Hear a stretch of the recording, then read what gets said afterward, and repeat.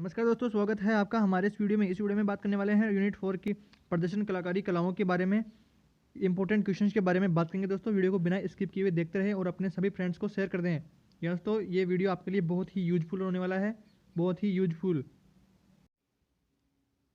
Unit 4 जो है 8 number का है, तो जाहिर सी बात है कि छोटे क्वेश्चंस भी आएंगे और बड़े क्वेश्चंस भी आने के चांसेस पूरे पूरे हैं। तो दोस्तों छोटे क्वेश्चन से देखते हैं हम, प्रदर्शनकारी कलाएं क्या हैं। वेरी इंपॉर्टेंट क्वेश्चन दोस्तों, प्रदर्शनकारी कलाएं। प्रदर्शन कला के अंतर्गत वे सभी कलाएं समाहित हैं जिन्हें आंगिक, वाचिक एवं आहार्य के और सात्विक के माध्यम से प्रदर्शन किया जाता है। साधारणतः जिसे सुना या प्रदर्शित किया जा सके वे सभी कलाएं प्रदर्शन कला के रूप में शामिल किया जा सकता है। जिन कलाओं को देखा, सुना या प्रदर्शित किया जा सकता है वो प्रदर्शनकारी कलाएं होती हैं। क्वेश्चन नंबर 2 दोस्तों, प्रदर्शनकारी निष्पादन कला को सबसे महत्वपूर्ण घटक क्या है। प्रदर्शनकारी कला का सबसे महत्वपूर्ण गठन क्या है। अभिव्यक्ति, श्रवण, अवलोकन एवं अन्वेषण। क्वेश्चन नंबर 3 दोस्तों, वेरी इंपॉर्टेंट, संगीत की संक्षिप्त परिभाषा। संगीत की परिभाषा क्या होती है। गायन, वादन और नृत्य को संगीत कहा जाता है। गायन को, वादन को और नृत्य तीनों को मिलाकर जो है संगीत का निर्माण होता है। संगीत के दो रूपों का नाम लिखिए। क्रियात्मक संगीत, संगीत शास्त्र। पांचवा क्वेश्चन दोस्तों वेरी इंपॉर्टेंट, संगीत के दो रूप क्रियात्मक संगीत व संगीत शास्त्र में क्या अंतर है। दोनों में अंतर बताना है। क्रियात्मक संगीत में वादन, गायन, वादन तथा नृत्य की क्रियाएं आती है, जैसे लोरी, बाल गीत, प्रार्थना, ईश्वर वंदना, सांस्कृतिक समारोह में नृत्य, वादन आदि। जबकि संगीत शास्त्र में संगीत, ध्वनि, स्वर, लय, ताल व संगीत के इतिहास आदि का अध्ययन किया जाता है। छठा क्वेश्चन दोस्तों वेरी इंपॉर्टेंट, स्वर को परिभाषित कीजिए। श्रुतियों से उत्पन्न वह स्वयं भूनाद जिसमें अनुरंजन हो, मन का रंजन हो और कर्ण प्रिय हो, स्वर कहलाता है। अपने कानों को प्रिय लगने वाला जो होता है उसे स्वर कहते हैं। लगातार कंपन व नियमित आवर्ती द्वारा उत्पन्न कर्ण प्रिय मधुर ध्वनि स्वर कहलाती है, जो मन को प्रसन्न करती है। सातवां क्वेश्चन दोस्तों वेरी इंपॉर्टेंट, स्वर कितने प्रकार के होते हैं। स्वर है जो दो प्रकार के होते हैं। पहला है शुद्ध अथवा प्राकृत स्वर, दूसरा है विकृत स्वर। इंपॉर्टेंट क्वेश्चन की श्रेणी में दोस्तों आगे आते हैं। तो ताल क्या है। ताल नाट्य शास्त्र के रचयिता भरत मुनि। नाट्य शास्त्र के रचयिता कौन थे। भरत मुनि। इंपॉर्टेंट क्वेश्चन बन सकता है दोस्तों ये 1 नंबर का। ने संगीत में काल, समय के नापने के साधन का ताल कहा है। ताल शब्द तल धातु से बना है, जिसमें गीत, वाद्य और नृत्य प्रतिष्ठित होते हैं, वह ताल है। मात्रा को परिभाषित कीजिए। ताल मापने की इकाई को मात्रा कहते हैं। मात्रा ताल की ही एक हिस्सा है, क्योंकि मात्राओं के योग से ही समस्त तालों की रचना होती है। मात्राओं के योग से समस्त जो ताल होते हैं उनकी रचना होती है। अगला जो इंपॉर्टेंट क्वेश्चन दोस्तों, भारतीय वाद्यों की श्रेणियां बताइए। भारतीय वाद्यों को 4 श्रेणी में बांटा गया है। तल वाद्य, सुशिर वाद्य, अवनद वाद्य, घन वाद्य। अब अगला क्वेश्चन दोस्तों वेरी इंपॉर्टेंट, घन वाद्य की श्रेणी में किस प्रकार के वाद्य आते हैं। इस श्रेणी में वाद्यों में चोट या आघात से स्वर उत्पन्न होते हैं। इस श्रेणी में जल तरंग, मंजीरा, झांझ, करतार, घटा तरंग, पियानो आदि आते हैं। दोस्तों वीडियो को बिना स्किप किए हुए देखते रहें, सारे क्वेश्चन इंपॉर्टेंट है दोस्तों, इन्हीं में से क्वेश्चन आने वाले हैं। अगला जो इंपॉर्टेंट प्रश्न है दोस्तों, मांड गायन शैली की मुख्य विशेषताएं। मांड गायक शैली की मुख्य विशेषता क्या है। स्त्रियों का वर्णन और राजसी सौंदर्य का वर्णन मांड गायन शैली की प्रमुख विशेषता है। स्त्रियों का वर्णन, स्त्रियां नाच करती है इसमें, और राजसी सौंदर्य, राजाओं का सौंदर्य। सितार वाद्य यंत्र के कोई 4 भाग लिखिए। सितार वाद्य यंत्र, तूंबा, गुड़ज, डांड, अटी। लोक नृत्य क्या है। लोक नृत्य सरल सर्वगम्य होते हैं। इनमें ताल, तय, लय, भाव, भंगिमाओं का सृजन स्वतः ही होता है। ये स्वर सर्जित होते हैं। यह शास्त्रीय नियमों के बंधनों और सीमाओं से परे होते हैं। पणिहारी गीत विशेषतः कब गाया जाता है।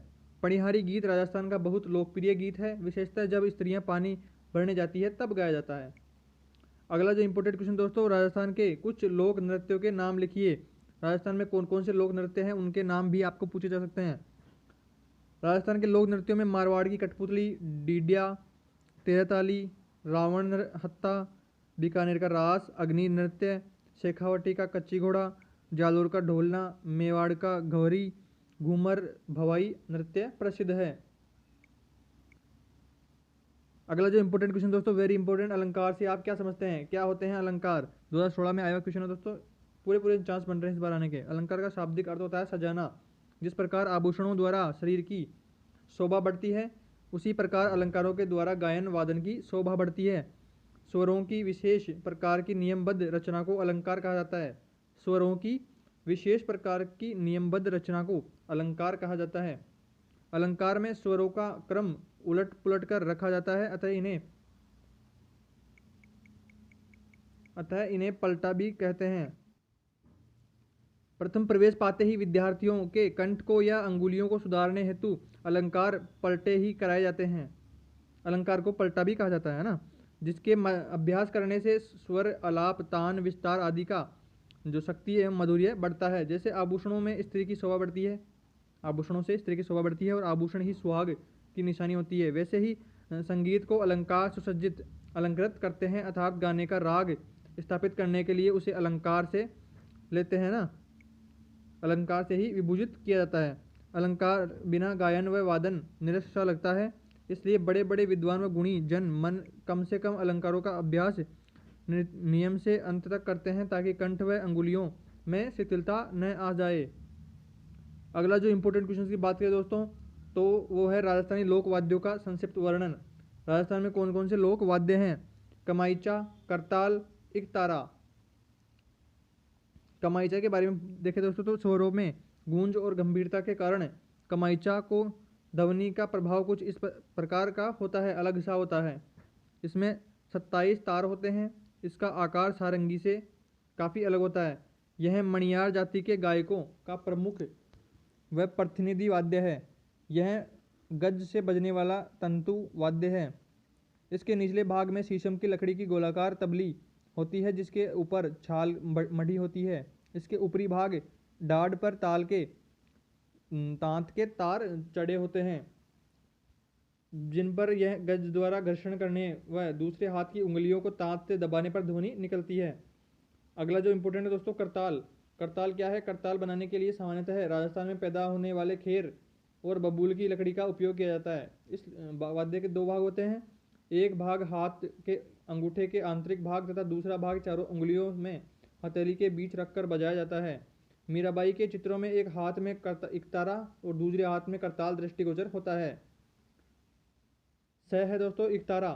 प्राचीन वाद्य इकतारा भारत का अति लोकप्रिय तंतु वाद्य रहा है। गोल तुम्बे में 2-3 हाथ का एक बांस जोड़ दिया जाता है।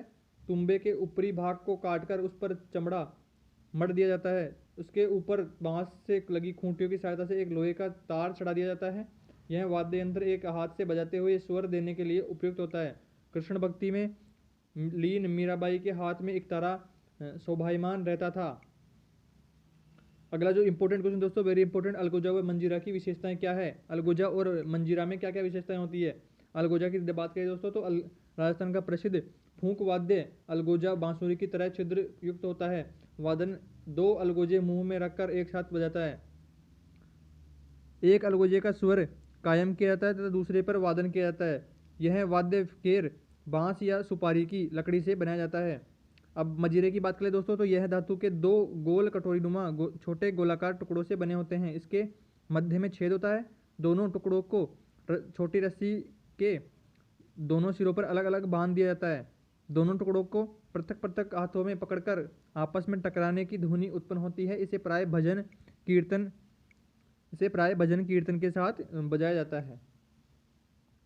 अगला जो इंपॉर्टेंट प्रश्न दोस्तों, ढोल और सांस्कृतिक महत्व को समझाइए। ढोल के सांस्कृतिक महत्व है, ढोल की रचना का उल्लेख करते हुए जो उसका महत्व बताना है। ढोल भी ढोलक की तरह एक मांगलिक वाद्य यंत्र है। मांगलिक मतलब शादी ब्याह में खुशी के मौक़ों पर जो बजाया जाता है उसको मांगलिक है। राजस्थान के कई लोक नृत्यों में यह बजाया जाता है। ढोल का जोड़ा थाली बाकिया है। मुहर्रम के ताजिया निकालते समय मुसलमान भी इसको बजाते हैं। मुसलमानों में भी इसको काफ़ी मात्रा में बजाया जाता है। ढोल धातु से निर्मित बेलनाकार आकृति वाला खोखला वाद्य है जो कि दोनों ओर से चमड़े से मढ़ा होता है। यह करीब 4 बसिस्त लंबा और 3 बालिस्त चौड़ा होता है। इस पर बकरे की खाल चढ़ी होती है। इस पर बकरे की खाल से बना हुआ होता है। सूत की जो रस्सी होती है या सन की रस्सी से इसे कसा जाता है। इसकी आवाज़ गंभीर होती है। दोनों हाथों द्वारा आघात कर इस एवं लकड़ी की सहायता से वादन किया जाता है। लोक नृत्य से क्या तात्पर्य है? लोक नृत्य से क्या तात्पर्य है? ये नृत्य संस्कृति के संवाहक किस प्रकार से होते हैं? नृत्य मनुष्य की चेतना की आत्मा विभक्ति है। लय एवं तालबद्ध शारीरिक गतियों को नृत्य कहा जाता है। लय एवं तालबद्ध जो शारीरिक गतियां होती है उनको नृत्य कहा जाता है। जो नृत्य से पूर्व या पश्चात की गई आंगिक चेष्टाएं होती है, ये चेष्टाएं शास्त्र को कम लेकिन इच्छा से अधिक प्रेरित होती है। नृत्य की प्रेरणा मनुष्य को प्रकृति और जीवन से मिलती है। बुनियादी रूप से उल्लासित मानव में अपनी खुशी का प्रदर्शन गीत संगीत के माध्यम से किया जाता है। आदि मानव समूह में नृत्य करते हैं जो उनकी समरूपता की भावना का प्रतीक है।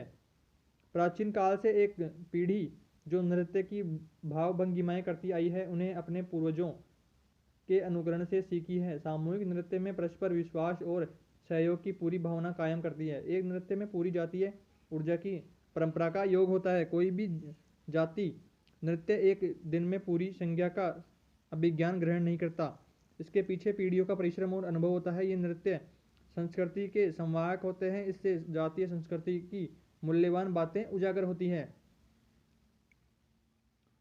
लोक नृत्य सरल व सर्वगम्य होते हैं। लोक नृत्य होते हैं जो सरल होते हैं, सर्वगम्य होते हैं। वे किसी के साथ सिखाए नहीं जाते हैं। इन्हें समझने और सुधारने के लिए किसी विशेष प्रशिक्षण की आवश्यकता नहीं होती। लोक नृत्यों में ताल, लय, भाव, भंगिमाओं का सृजन स्वतः ही होता है। ये स्वसृजित होते हैं। इन पर किसी विशेष सृजनकर्ता की छाप नहीं होती।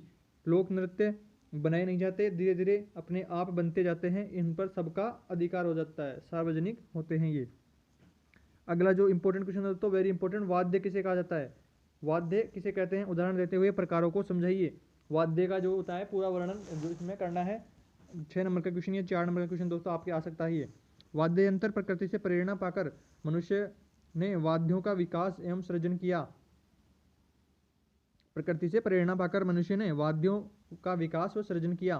संगीत वाद्यों का क्रमिक विकास विश्व को मानव जाति का एक सम्मिलित प्रयास है। मनुष्य का आदिमत्य संगीत वाद्य ताली रहा होगा, अर्थात मनुष्य अपने शरीर के विभिन्न भागों पर हाथों द्वारा आघात करके लय रूपों का आनंद प्राप्त करता था। जंगल में विचरण करते समय मानव ने बांस वनों को हवा बहने पर एक मधुर संगीत से प्रभावित हो फूक वाद्यों की रचना की होगी। वाद्य शब्द का शाब्दिक अर्थ है वादनीय, मतलब बजाने योग्य। बजाने योग्य यंत्र विशेष। यह शब्द वंद धातु से उत्पन्न हुआ। वंदिति वाद्यम, जो बोलता है वही वस्तुतः वाद्य है। ध्यानपूर्वक सुने तो वाद्य में हमें स्वरों और उसमें बंधे शब्दों का स्पष्ट उच्चारण सुनाई भी देता है। वाद्य वादन की सफलता की यही स्पष्टता है। प्राचीन सभ्यताओं, सिंधु घाटी सभ्यता आदि में संगीत कला व वाद्यों के प्रयोग के प्रमाण मिले हैं। प्राचीन चित्रकला, मूर्तिकला में ऐसे कई उदाहरण प्राप्त होते हैं जिनसे विभिन्न वाद्यों के प्रयोग की जानकारी मिलती है, यथा डमरू, वीणा, वंसा, गठा, शंख, ढोल, नगाड़े, घुंघरू आदि, है ना। इन सब की जो है वो प्रमाण मिलते हैं पुरानी सभ्यताओं से। वाद्यों की संरचना एवं वाद्य क्रिया के आधार पर वाद्यों को 4 भागों में बांटा गया है। इन बातों को ध्यान में रखकर ही वाद्यों को मुख्यतः 4 भागों में बांटा गया है। वाद्यों के प्रकार क्या हैं? तंतु वाद्य, अवनद वाद्य, सुशीर वाद्य, घन वाद्य। पहला है तंतु वाद्य। यह इस श्रेणी में वे वाद्य आते हैं जिनमें तार द्वारा स्वर उत्पन्न किया जाता है। तंतु का अर्थ होता है तार। वे वाद्य यंत्र जिनमें तार के द्वारा स्वर उत्पन्न किया जाता है, जैसे वीणा, सितार, एकतारा, वायलिन आदि, है ना। दूसरा जो होता है अवनद वाद्य, अवनद वाद्य। अवनद वाद्य क्या होता है? चमड़े से मड़े हुए वाद्य यंत्र जिन पर आघात कर बजाया जाता है। चमड़े से जो बने होते हैं जिन पर आघात करके बजाया जाता है उसको अवनद वाद्य कहा जाता है, जैसे ढोलक, चंग, डमरू, नगाड़ा, डफली आदि। नंबर 3 पर आता है सुशीर वाद्य। सुशीर वाद्य होता है जो हवा या फूंक से बजने वाले वाद्यों को सुशीर वाद्य कहा जाता है, जैसे शंख, बांसुरी, हारमोनियम, बीन, सहनाई आदि, है ना। और चौथा होता है घन वाद्य। घन वाद्य मिट्टी, धातु, लकड़ी आदि से बने वाद्य यंत्र जिन्हें चोट या आघात द्वारा बनाया जाता है। एक तो वो थे अवनद अवनद वाद्य जिनको जो चमड़े से बने होते थे और आघात करके बजाया जाता है ना। और ये होते हैं घन वाद्य जिनको मिट्टी, धातु, लकड़ी आदि से बने होते हैं और वाद्य यंत्र जिन्हें चोट या आघात से बजाया जाता है। घुंघरू, घंटा, मंजीरा, गढ़ताल आदि। अब दोस्तों अगला जो इंपॉर्टेंट क्वेश्चन है, भक्ति संगीत, भक्ति लोकगीत से आप क्या समझते हैं? भक्ति लोकगीत से, भक्ति लोकगीत क्या होता है? भक्ति लोकगीत से क्या समझते हैं? चर्चा करें, पूरा जो वर्णन करना है दोस्तों इसमें। भक्ति के क्षेत्र में लोकगीतों की एक अपनी अलग ही परंपरा होती है। लोकगीतों में भक्ति के विभिन्न रंग इसमें दृष्टिगोचर होते हैं। ग्रामीण क्षेत्र में देवताओं की प्रस्तुति के लिए लोकगीतों का सहारा लिया जाता है। भक्ति लोकगीतों को और अधिक समृद्ध बनाती है। राजस्थान में भक्ति गीतों में लोकगीत और अपनी महत्वपूर्ण भूमिका का निर्वाह करते हैं। राजस्थान में निम्नलिखित भक्ति लोकगीत अधिक प्रचलित हैं। रामापीर, बाबा रामदेव का जो गीत गाया जाता है। रामदेव राजस्थान के प्रसिद्ध पूजनीय लोक देवता के रूप में जाने जाते हैं। इन्हें राम पीर के नाम से भी जाना जाता है। इनका विशाल मंदिर राजस्थान में पीरकरण के पास रुणेचा गांव में स्थित है। बाबा रामदेव के गुणों का बखान इनके भक्तों एवं लोक गायनों के द्वारा किया जाता है। रुणेचरा धनिया, अजमाल जीरा कंवरा, माता नैनादेरा लाल, राणा नेतलदेरा बरतार, मारो हेलो सुनजो रामा पीर इसका लोकप्रिय प्रसिद्ध लोकगीत है। डिग्गीपुरी, यह गीत डिग्गीपुरी का गीत होता है जो यह गीत राजस्थान के भक्ति लोकगीतों की श्रेणी में आता है। मालपुरा टोंक जिले के निवासी लोक देवता कल्याण जी को डिग्गीपुरी के राजा की उपाधि से नवाजते हैं। इस भक्तगण श्रद्धा से दर्शनार्थ आते हैं। इनका मुख्य लोक भजन है, बाजे से नौपत बाजा मारा डिग्गीपुरी का राजा, है ना। तो अब अगला क्वेश्चन दोस्तों वेरी इंपॉर्टेंट, राजस्थान के किन्हीं 3 प्रमुख लोक गीतों के बारे में बताना है। राजस्थान का लोक संगीत बहुत ही समृद्ध रहा है, इसमें विविधता व व्यापकता है। लोकगीत लोक समुदायों की धरोहर है। संसार के सभी देशों में इनका भाषा व संस्कृति के अनुसार लोकगीत गाए जाते हैं। ये पीढ़ी दर पीढ़ी अपनाए जाते रहे हैं, अपनत्व प्रेम को व्यक्त करते हैं। लोकगीत होते हैं जो अपनत्व और प्रेम को व्यक्त करते हैं। यहाँ वीरता, उमंग, मधुर, शांत, श्रृंगार, विरह, भक्ति रस आदि पर कई प्रकार के लोकगीत गाए जाते हैं। इनके अलावा रिश्ते नाते, आभूषण, परिधान, व्यंजन, फसलें, पशु पक्षी, ऋतुएं तथा उत्सव मेलों पर भी कई लोकगीत गाए जाते हैं। कुछ वर्ग विशेष जीविकोपार्जन हेतु लोक संगीत को अपनाए जाने के कारण वे नृत्य एवं गीत उनके नामों से ही जाने जाते हैं, जैसे दमामी, कामड़, कालबेलिया, लंगा मांगणियार आदि। पहला होता है केसरिया बालम, मांड गायन शैली। केसरिया बालम आवोनी पधारे मारे देश, यह मांड आज विश्व भर में राजस्थान की पहचान बन गया है। मांड गायन शैली राजस्थान जो होती है राजस्थान के प्रमुख लोकगीतों की श्रेणी में आता है। राजस्थान में मांड गायकी के अनेक स्वरूप प्रचलित हैं। इनमें श्रृंगार भाव की विशेषता है, स्त्रियों का वर्णन और राजसी सौंदर्य का वर्णन ही इस गायन शैली की मुख्य विशेषता है। कुछ तो मांड गायकी ऐसी है जो राजस्थान महाराजाओं के प्रशंसाओं के लिए गाई जाती थी। दूसरा है कुर्जा। कुर्जा एक सारस जैसा श्वेत सुंदर पक्षी होता है। ये आकाश में बहुत ऊंचे कतार में उड़ते हैं। कुर्जा को संदेशवाहक के प्रतीकात्मक रूप का वर्णन भारतीय साहित्य में मिलता है, जहाँ नायिका किसी को माध्यम बनाकर अपनी बात प्रिय तक पहुँचाने का प्रयास करती है। राजस्थानी लोकगीतों में कुर्जा पक्षी के द्वारा डोला मारू प्रसंग के मन की बात भिजवाने का उल्लेख मिलता है। कुर्जा मारी भंवर मिला दीजिए रे, कुर्जा मारी हालोनी बालिदा दे रे शेष। अगला दोस्तों गोरबंद। गोरबंद जो होता है राजस्थान का लोकप्रिय गीत है। परंतु गोरबंद ऊँट की सजावट करते समय पलायन के पास से ऊँट की गर्दन पर बांधा जाता है। इस गीत में ऊँट का श्रृंगार वर्णन मिलता है। इस गीत में ममत्व और इसके शब्द बहुत हृदय स्पर्शी होते हैं। यह राजस्थान वासियों के पशु प्रेमी होने को भी दर्शाता है। यह गीत प्राय राजस्थान के मरुस्थलीय क्षेत्र में गाया जाता है। अजमेर क्षेत्र के सांसी कंजर भी इसे गाते हैं। मारवाड़ की ओर घूमर नृत्य के साथ इसे भी गाया जाता है। लड़ली लूमा झुमारे मारा गोरबंद नखराड़ो। लोक नृत्य किसे कहते हैं? लोक नृत्य किसे कहते हैं? राजस्थान के किन्हीं 2 लोक नृत्यों का वर्णन कीजिए। 2015 में भी आया क्वेश्चन दोस्तों, 2017 में भी आया क्वेश्चन है। वेरी इंपॉर्टेंट क्वेश्चन दोस्तों, इस बार आने के पूरे चांसेस बन रहे हैं इसके। लोक नृत्य नृत्य के वे प्रकार जो क्षेत्रीयता के रचे बसे हों लोक नृत्य कहलाते हैं। वर्तमान समय में तीव्र गति से भागती दौड़ती दुनिया ने अपने रंगों से रचे बसे इन लोक कलाओं को अपने पैरों तले रौंदने का काम किया है। हम अपनी पारंपरिक विरासत को भूलते जा रहे हैं, फलतः हमारी पहचान खतरे में पड़ गई है। लोक नृत्य एक ऐसी परंपरा रही है जो हमारे दैनिक व आभूषण सांस्कृतिक विरासत में उत्सवों के साथ चलती आ रही है। साथ चलती आ रही है।